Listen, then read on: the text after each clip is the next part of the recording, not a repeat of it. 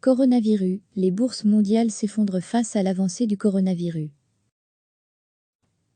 Les bourses mondiales ont plongé dans le rouge face à l'accélération de la propagation de l'épidémie de coronavirus hors de Chine, qui fait craindre des répercussions macroéconomiques majeures. La bourse de Tokyo a ouvert la séance de mardi, avec une chute supérieure à 4% pour le Nikkei, qui a oscillé autour de ce niveau dans les premières transactions. L'indice élargi Topix s'abandonnait de son côté 3,81%. Les places financières chinoises ont également ouvert en repli mardi mais moins marqué. L'indice composite de Shanghai perdait 1,62%, tandis que celui de Shenzhen cédait 2,09% et que le Hang Seng de Hong Kong perdait 0,37%. Les marchés mondiaux ont dégringolé lundi face à la diffusion internationale du coronavirus apparu en Chine en décembre.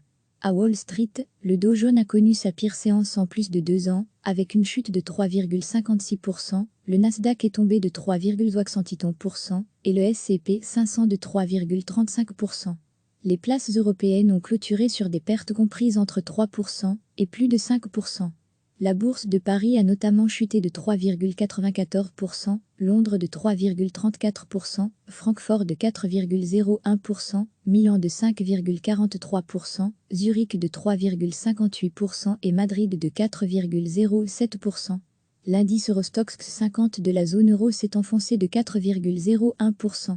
Alors que les actions plongeaient, au premier chef celles des secteurs exposés à la Chine, matières premières, automobiles, tourisme et luxe, les investisseurs se sont repliés vers les valeurs refuges, à savoir les obligations d'État et l'or.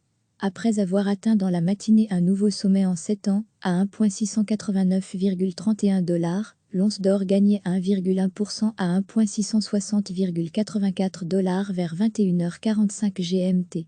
Le marché s'inquiète du fait que la multiplication des cas hors de Chine ne se traduise par une pandémie mondiale susceptible d'avoir des répercussions macroéconomiques significatives, a commenté auprès de l'AF Daniel Larouturou, gérant actions de Dôme Finance. Tant que nous avions l'impression que l'épidémie était cantonnée à la Chine, les raisons de s'inquiéter étaient moindres. Maintenant que les cas se multiplient en dehors de Chine, en Corée du Sud, en Iran et désormais en Italie, les marchés réévaluent les impacts macroéconomiques possibles, a-t-il complété.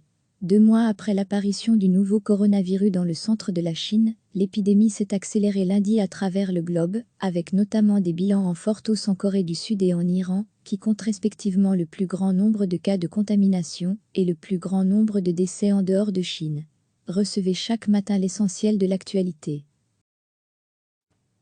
Cliquez sur s'abonner pour recevoir les dernières nouvelles.